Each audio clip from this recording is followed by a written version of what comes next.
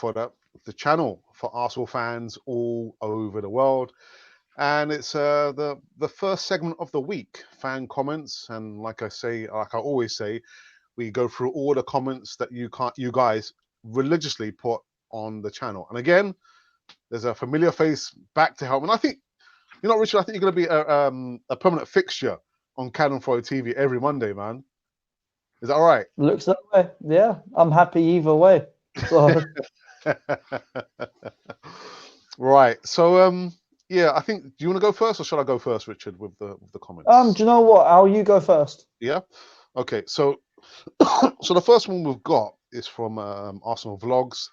That comes in from Luca, and he says, "A great win. What a good start. But Ceballos is good, but let's not get carried away." And Luca, you are absolutely correct. One thing I would say is that the second win, the two wins, was the first time in 10 years, Richard. I couldn't believe it when I saw the stats. The first time in 10 years we've won 2 opening games. Absolutely incredible. Absolutely incredible. Doesn't it? Yeah. So he says that it was a great win, but Ceballos is good. I think Ceballos was absolutely excellent. To say he was good was put a bit of an understatement. I mean, he probably could be our new number 10, but who knows? Who knows? I actually think that Ceballos could be Mesut Ozil's replacement. It is a possibility because Ceballos can play in a number 10 role, and you can also play in a number 8. So I reckon that if Ozil's not careful, he could be out the door. Yeah, I think I saw Emery say that Ceballos can play in a number 8. Personally, I prefer him in a number 10 role.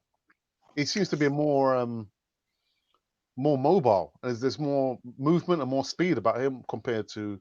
I know they're two different players, Ozil and Ceballos, but my money would be inclined to go for Ceballos. But yeah.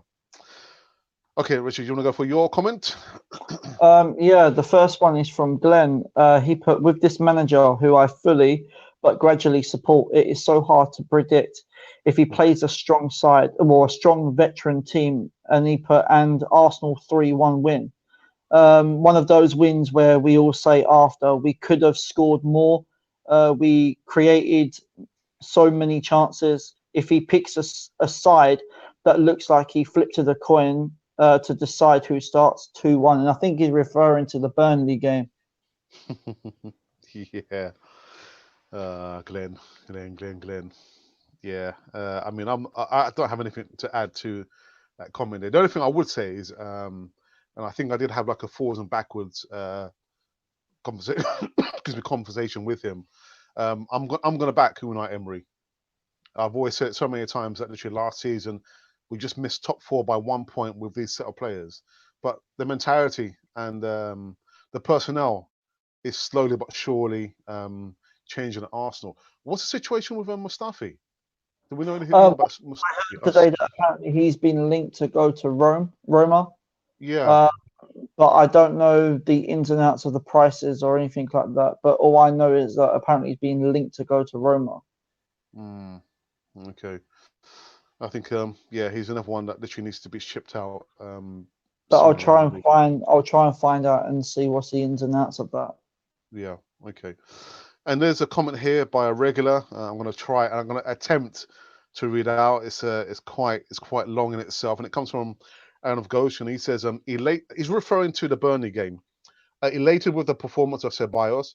Pepe is impressive, but did you notice that Willock had played 90 minutes and he played well? Look at the numbers of vital challenges and interceptions he made. This actually gives me hope. And with Torreira and Dani Ceballos and Guendouzi around, I feel we have sorted out the midfield issue. Before I continue, I'm not so sure. Have we really sorted out the midfield issue there? I just kind of felt that the midfield still doesn't provide enough defense for the defense. I just kind of felt that maitland-niles again was exposed one too many times on the right-hand side. He's going to need more support, but again, for Emery, he's going to need to find the right combination between all the players. He's got so many midfielders now. He can try and mix and match. But yeah, I'm not so sure if we have really found a solution for the midfield as yet, but it's going to be a work in progress. So he goes and he says that yes, we create a number of chances, but the scoreline doesn't always reflect the quality of play. I also saw the City versus Spurs match where I believe City created over 30 real opportunities, but only got a draw. I expected people to compare Dani with Ceballos, sorry, with Santi, but I guess it's too early to say. What do you think about that comparison there? Do you think they're quite similar in themselves?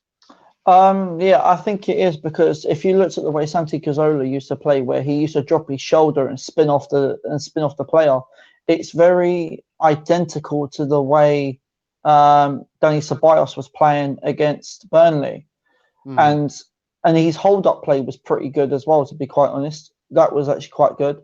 But I kind of have the similarity to him as being the prime Cesc Fabregas as oh, well. really? Okay. Yeah, it was more or less that his drive and his speed, that his movement in going forward, because he's always got that forward thinking. Fabregas Okay. also had that. He also had that forward thinking as well. Um, but yeah, I think that is a good close comparison for him to for being to Santi Cazorla. Maybe it is too early to say that because it was his first full 89 minutes on the field. Yeah. Um, so maybe let's leave it until I'd say probably about January, February time and see Yeah. how he is then. Okay. Okay. And then again, he goes on because again, it's quite a long set of points he wants to raise here. Where were we? I was very impressed with the skill with which Ceballos compensated for his low body weight. Santi was shorter and much more well balanced in his movements. I believe Ceballos is much more talented, more speed, but again, it's too early to say, as you said, Richard. Yeah, As a team, we are still not closing down the opposition when we lose the ball. And yeah, I thought in the first half we were a little bit too comfortable on the ball, and we gave the ball away far too cheaply, and we invited the pressure onto us. And that's why I think again the midfield still hasn't. We haven't found the right combination, or they're not gelling. But it's only the second game of the season. Only the yeah, second game of the season, guys. So again, we've got to give these players more time. And again, he goes on to say, but both our forwards scored today. Missed a few, but we never lost our position in the top four of the league because of our forwards. We lost because of our defense. And frankly, even today with David Lewis, Pierre and Socrates, it, it always looked shaky playing from the back.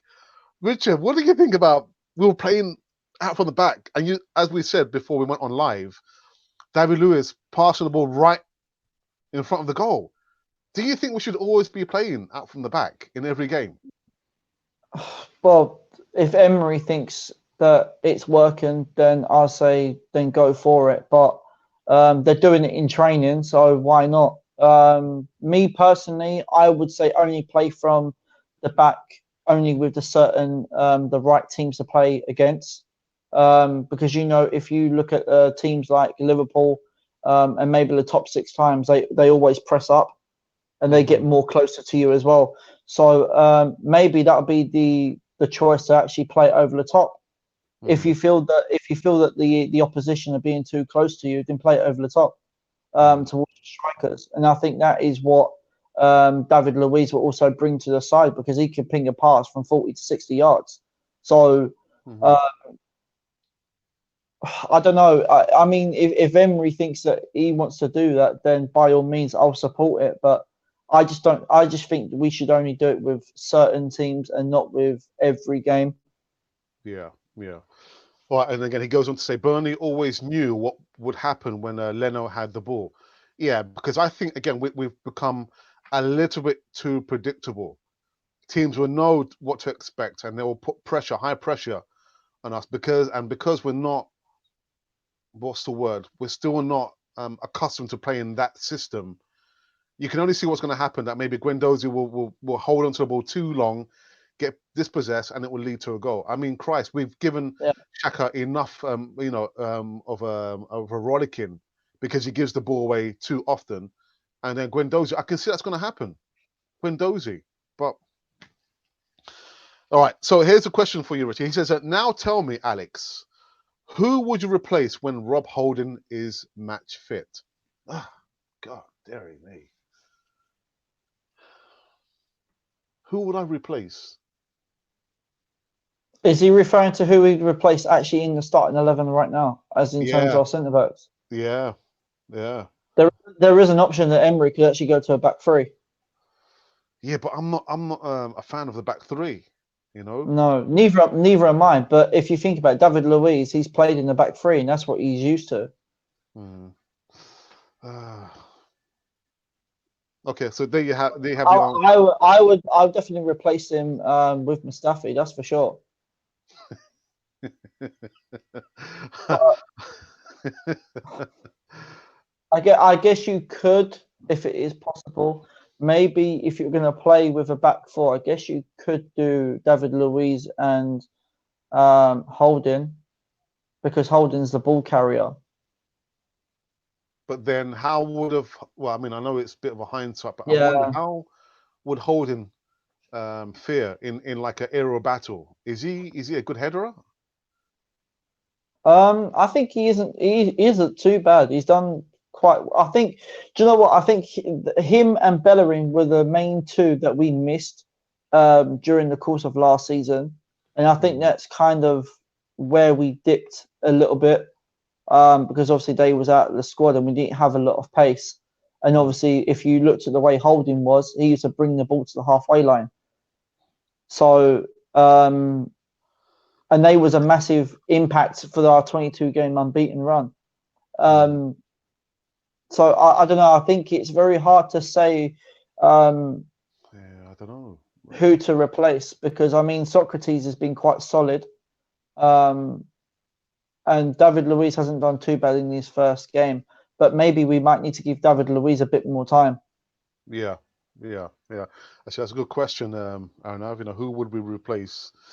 Right, just quick read maybe one more sentence because there's, like I said, there's a whole load that he's written down here.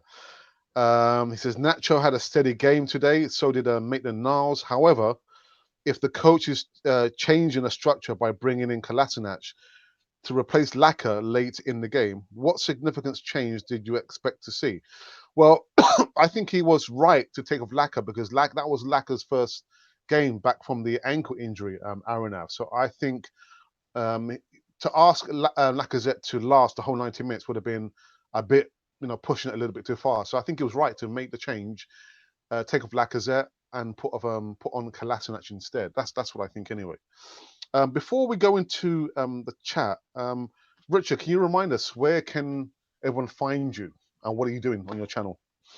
Yeah, well, on my channel, I'll if you can't find it, I'll also put the channel in the description, well, in the comments box after when we come off air.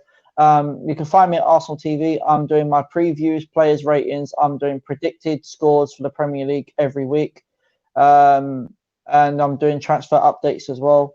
Whenever we've been linked with a player, or even over the course of January as well as summer. So I'll give you the ins and outs of the players that we've been linked with. And obviously, I do my players' ratings after every game. And he's also doing like what else are you doing about your sub numbers? You doing like a Yeah, little, yeah. yeah. I've got a bit of a forfeit. If I can get to 1,000 subscribers, then I'm gonna dye the middle of my hair blonde, And and that's a so promise I've kept. That's a promise I've kept to all my subscribers. So, yeah, we're gonna hold you to that. So yeah, let's man. mark today, the 19th of August at 5:15, more or less. Mark the day and mark the comments as well. But yeah, you've heard it. You've heard it. Richard, do you have any more comments to go through? Yeah, I've got one from Screenboy8. He says, I Hey. know what you're saying. They do usually get a goal against us. That Ashley Barnes worries me a bit. He likes to bully our defense, and that's pretty. He got a goal against us, but I think it was a lucky deflection, really. Off, Um, yeah, Guendouzi as he came round. yeah, Yeah. because I think actually Ashley Barnes was actually offside, but when the ball came in and got came off of Guendouzi, that's what made him onside. Mm, So. Um, Yeah, I was a bit worried about Ashley Barnes and all because every time we play him, he seems to score against yeah. us. And Yeah. but yeah, Yeah. Again, I don't like to single out players unless you're Shaka or a Mustafi, but that whole sequence, how it led to the goal where they scored there, actually started at Reece Nelson because he had the ball, he came in from the wing, and he couldn't decide whether he was going to shoot or pass. And in the end, they took the ball away from him and they went to the other end and they scored. And Yeah. when he lost possession, I actually saw he was just putting up his hand and he did this. Now I'm thinking, as a coach, that will drive you crazy. If you lose possession of the ball, run back and try and put a challenge or try and get possession of the ball back. So again, do I blame the defense? To a certain extent, but that's what I've been saying with the midfield. They have to provide some defense for the defense. But that's going to rage and rage and rage. Richard, there's some comments in the chat. I've got one here from Yeah. Sanjay Joseph. Good afternoon, Sanjay. And he says, how much does Ceballos, how much is he worth in our opinion? Richard, how you go Well, first? I know that in terms of the Dani Ceballos deal, I know we don't actually have the option to buy him. I know that Arsenal are going to be meeting with the Real Madrid president in 2020 at the end of the season. And if Real Madrid are wanting between £60 million, £40 to £60 million, I would say to Arsenal, take it. Yeah. But it depends on how he's going to be throughout this season. So maybe if he doesn't have a good season, then maybe they might say, okay, we'll take 40. They might take less money for him. Because I don't think Dani Ceballos is going to get any first team football at Real Madrid. No. I don't think Zidane actually wants him in the side. So if we can get at least between £40 to £60 million for him, I'd say to Arsenal, take it. Just in regards to his the way that he hit the ground running, I'm just wondering, how can he really keep up that level of performance with all the way that he played there, on Saturday? Do you think he can maintain that level? I'm not so sure. Like most players, I think they'll have they'll be off the ball, they'll go off Yeah. form. But yeah, I think with Dani, because he's so technical minded, I'm not sure if he can keep that level of technicality, in every game. But let's see when he goes up again to. Do you know what, Al? It depends because, I know that Unai Emery is analysing matches to see how the team is playing. So maybe if they're doing it at the training ground, they might analyse Liverpool, and maybe while they're analysing it, maybe Dani Ceballos in his mind might know what to do when that time comes. So I think it depends on how you look at it. Maybe you got to realise it's his first time in the Premier League, and it's going to be the first time that he's playing against these sides. So maybe he might need to analyse the teams before he actually decides to play them, and then he'll know what to do when that time comes. So that might be the way he's looking at it. And as well, it could be that he might not play, Dani Ceballos. Is that what you're trying to say? That he won't maybe play in all the games in the Premiership? Because again, yeah, he might not, and then he might probably bring him on as a substitute, just to kill off the game, maybe if we're dying for that creativity. But as you said, I don't think that our midfield is actually balanced enough at the moment. I know, during last season, it was balanced between Xhaka and Torreira. It was quite balanced, but after a while, it seems to have lost its balance. But it seems to have lost its way, because at the moment we've got no midfielders that are actually scoring any goals from midfield. So maybe that's what Dani Ceballos could provide. Yeah, so that is a good point actually. But they said that his scoring record is not that great. But I'll need to look into that. I need to look into that. All right, and Sanjay does come back with 40 million. In his opinion, Ceballos is worth maybe that around that mark.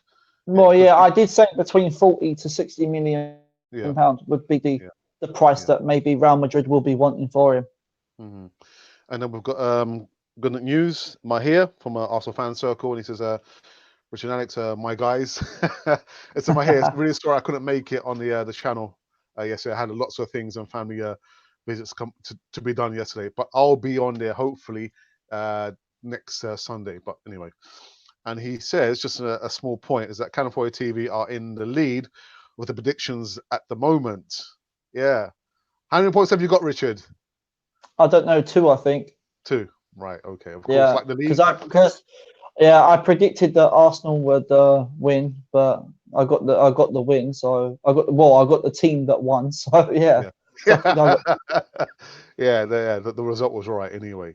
yeah. I've not got any more comments to read through, and I don't think There you have was either. one, there was one comment that you had, but you've actually gone on to what actually Lucas said, Arsenal blogs, where he put great win. What a good start by Ceballos. It's good, but let's not get too carried away. Let's see if it's the same old next week, or will Arsenal change?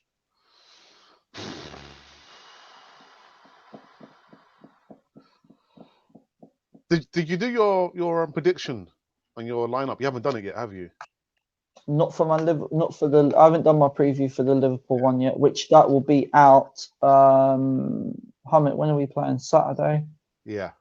Yeah, my preview for that will be out on Friday. Okay. Well, I've already recorded my lineup or my prediction, but it comes out on Friday, so I'm not going to say anything apart from that. So watch out for my my preview, Liverpool versus Arsenal. Actually, my preview is going to be out on Thursday because I'm going to the Clapton Air Show on Friday. So right. So I'll probably actually bring it out on Thursday. Okay. All right. But I've got a rough idea. I'd like to know what I want to see, though. Good point. Got the news who says, where are we? Could we maybe go with a pivot of Torreira and man like Ceballos? Let's see, why not? I was thinking about this, but then I would say no, because I would like to see Ceballos in that number 10 role, to be quite honest, because he will drive more towards goal and cause a threat towards the defense. I would actually like to see. I'm going to give my lineup away. Don't say anything then. No, because we're on here. I would. Do you know what? Against Liverpool, I would say play to our strengths. I would say go with a 4-3-3. I would go with a 4-3-3. Because 4-3-3. Oh, right. Okay. I would go with a 4-3-3 because if you look at the way Liverpool play, they use their 3 main strikers up front. Okay. Which would be Mane, Salah, and Firmino. Those are the 3 that are mainly up top. So why don't we do the same with Laka, Abba, Pep, and then have Ceballos in behind as a number 10. All right. So it would be like a 4-2-1-3. You mean so like 2 midfielders? Yeah. Okay. Wow. Goodness. So you're giving it away now. You should. No. But if he's playing with the pivot of Torreira and Ceballos, I would actually say Torreira and Willock as my pivot midfield. Right. Do you know what? I've just seen a comment in the chat which is going to break your heart. I can't think about Xhaka coming back to our lineup.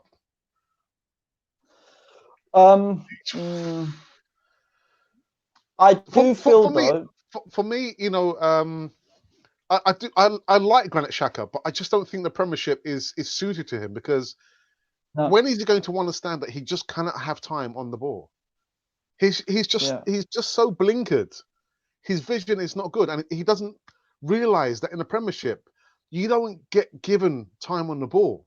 3 seasons. I love you, Granit Xhaka, but I just don't think the Premiership is suited to your style. Maybe, you know, French football, maybe Italian football, Spanish football, but the English Premier League, I just don't think it's suited to your style of playing. You know, I don't. And you know what? To me is you knocked the nail right on the head because I've noticed with Granit Xhaka when he's being pressed, he panics. It's like as if he panics too much. But when the pressure's not on him, he's a good player. He can move the ball quite freely. Italian, Spanish football. Yeah, but I do feel during that Burnley game, I do think that we did miss him in certain parts in terms of the build-up. I do feel that we did miss him in certain bits of that game against Burnley. I don't know. Do you know what? Personally, I think he would have been, He would have been bullied out, and he would not have been given any time on the ball, and that's what worries me about Xhaka. That apart, yeah, he's a good, passer of the ball, but you don't have time. You don't have time on the ball. 3 seasons in, Richard. 3 seasons in. Yeah. He should. I mean, he's been here for what, 3 years. He should know what the Premier League is like by now. He's a good player. Don't get me wrong, but I just don't think the Premier League is suited for him. He should go and play like over in Spain or something. Yeah, I think it more suits his style. You know what I mean? Yeah. All right. Gordon uses Richard. I agree. That sounds so good. 4-3-3, and Ceballos in the number 10. Yeah, but I think, as we said, it's more like a 4-2-1-3. So you got Ceballos. Yeah, you can switch. 10. Yeah, you can switch it. You can switch it between formation. It doesn't really matter. Yeah. But I'd go with a 4-3-3. So, I mean, if that's what Liverpool is playing, then why don't you match them and go with the same and go full out attack? Yeah, absolutely. Go all. Pardon the punt, Al, but go all cannons blazing. Blazing. There you go. Oh dear. And Garnet says, I can't wait until we get someone for the 3 in midfield. I personally never rated Xhaka. Yeah, my hair, like we said, I think the Premiership just doesn't suit, his style. He wants time to receive the ball, then to look up and then pass the ball. In the Premiership, you just don't have that time, unfortunately. Yeah. There is one player that I would like to see Arsenal bring in, and I know that we are linked with him, and it could happen that we may get him in January. And I would like to see Sami Khedira. Okay, could be. I know. People are saying that obviously he's getting old, but age is just a number. It's how you keep up your fitness. So I reckon that if Arsenal are looking at Sami Khedira, then maybe that could be the turning point for us. Maybe that because he's got that winning mentality. I don't think Xhaka's got that winning mentality. Ah, dear. Sanjay comes up with, I think we can cash in Xhaka in January. Easy, 30 million to 40 million, and then we can go for Ceballos permanent in the summer. Yeah, but like I said, I don't. That might just meet the minimum that Real Madrid might be asking for. But it's only the second game in, for Arsenal, and he's first in the Premiership. It's a long old season, and I'm just wondering, can he maintain that high level of technicality in each Premiership game? There's going to be a whole load of teams, trying to bully us off the pitch. I just worry, about his physicality. Is he going to be, good enough and meet the challenge? It remains to be seen. But going back to Luca's comment, is it the same old? I look at it and I think it could be the same old. It depends on the result against Liverpool. Yeah. It really does depend. I want Arsenal to go in there with the right mindset and thinking a win is a must. That's it. Nothing more, nothing less. We go in there to win. Yeah. If we come out with a draw, but we still put in 110% in, at least the fans will still be happy. With that. Yeah. No. Yeah. It's just. I mean, we've gone to Liverpool and we've been slapped left, right, and centre 4-5-1 before. So if we come out there and we can get something out of it, then we can move that on to the Tottenham game the next week after. Remember, when we played against them, it was Maitland-Niles who scored the opening goal, wasn't it? Yeah, it was. Yeah, and then we just crumbled. So it's down to the mentality as well. Right, just a couple more before we wrap up this segment. I've got Don One, and he says, "Go to Italy, Xhaka. The game is nice and slow, and will suit your style." Yeah, yeah. You did mention about Italy or maybe Spain or something. So I think it'd be. He'll probably go to AC Milan. Possibly. Because it seems to be most of our players are being linked with Milan all of a sudden. Oh dear, guys! If you just tuned in, you're just watching the fans' comments where we go religiously through all the comments that you put on Cannon Fodder TV throughout the whole 7 days during match to match. And I've got Richard from Arsenal TV, and if you want to subscribe to his channel, make sure you do. Also hit his notification button so you can receive all the latest news that he uploads. and he's part of our challenge prediction. Yeah, that thing that we do with Arsenal Fan Circle, and so far he's got a few points. So make sure you subscribe to his channel. Also get involved in our like fantasy football prediction channel challenge prediction show. And Yeah, it's based on so all the Arsenal games, only Arsenal games.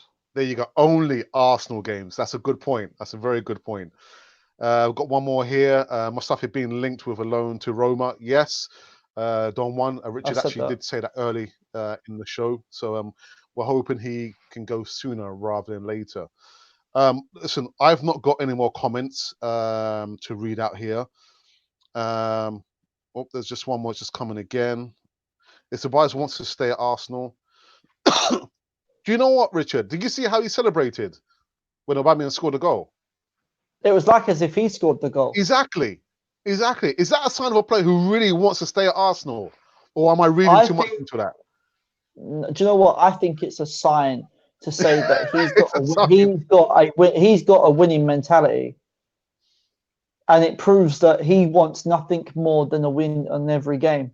Yeah. And that's kind of what we need in Arsenal, because we haven't had a player like that for a very, very long time that wants to show the passion. Very long time.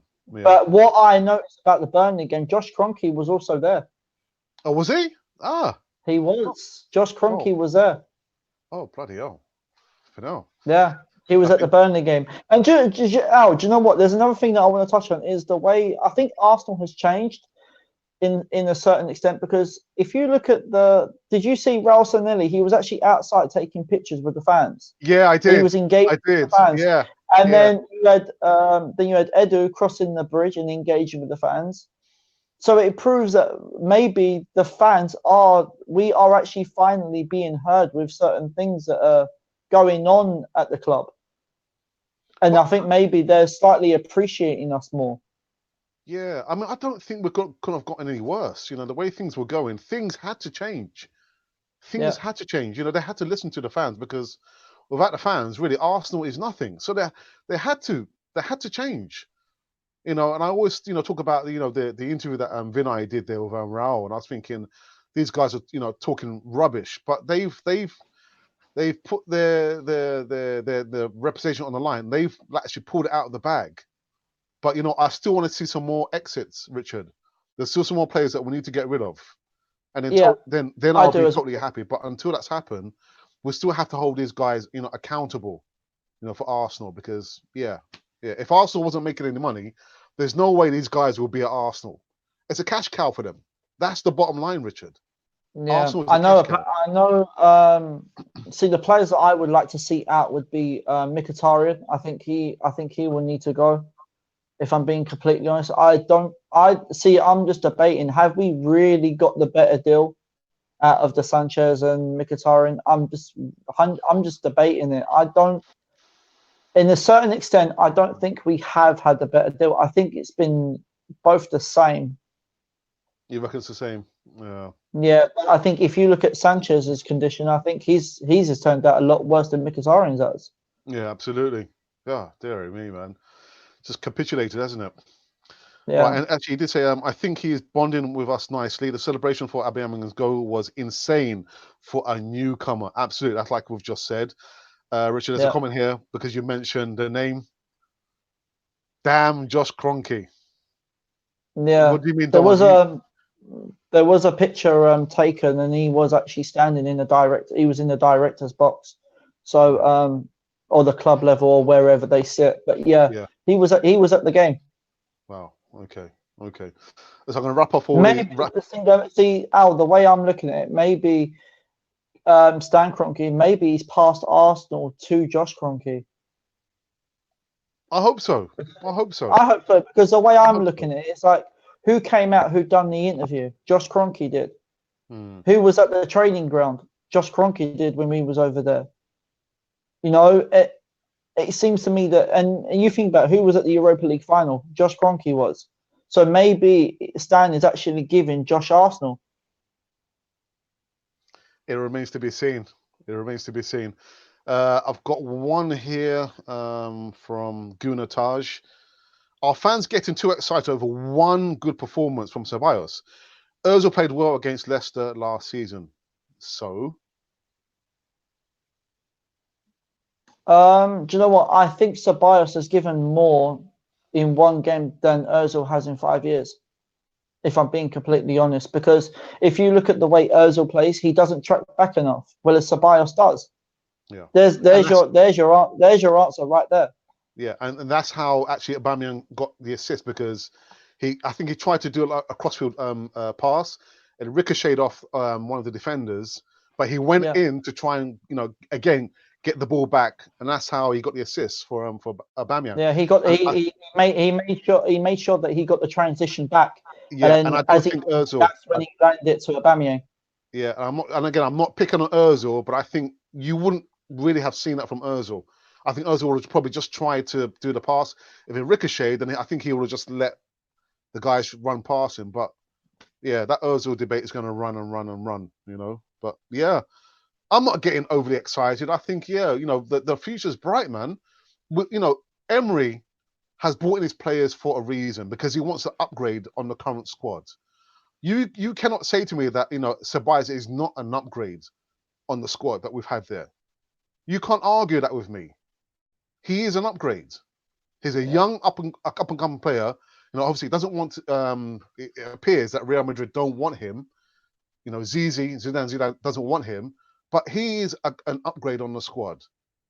Yeah. The agent's got the best deal. Look. If you want to look at it that way, then yeah, maybe. Yeah, there's only one winner, the agent. Yeah, that's a good one.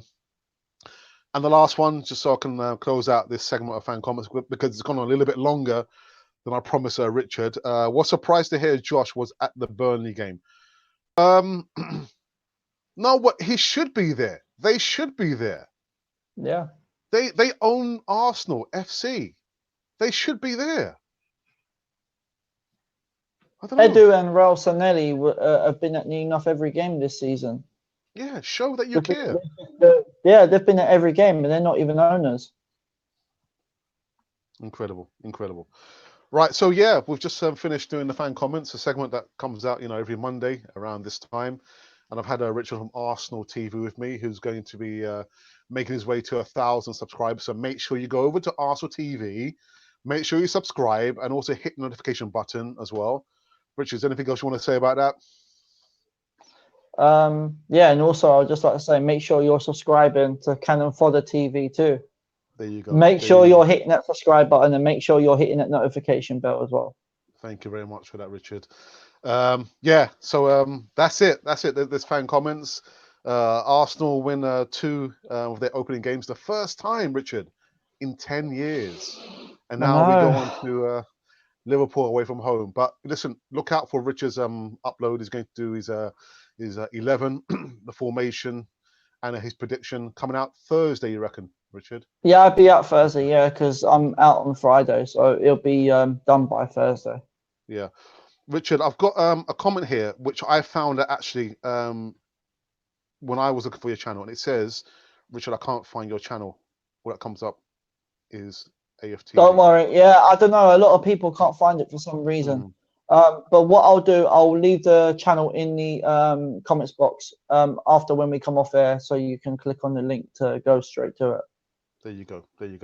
And one more from Gunatar. She says, "Nice one, guys." But anyway, listen, we're going to bring this to a close. Richard, I want to thank you again. I think we'll have you on fan comments every Monday as long as you're available. Listen out for the call. Yeah. And I'll be up. Yeah. Don't worry, I'll be here. Cool. Anyhow, guys, if you've been wondering who or what you've been watching, you have been watching Cannon Fodder, the channel for Arsenal fans all over the world. And there's no breaking news.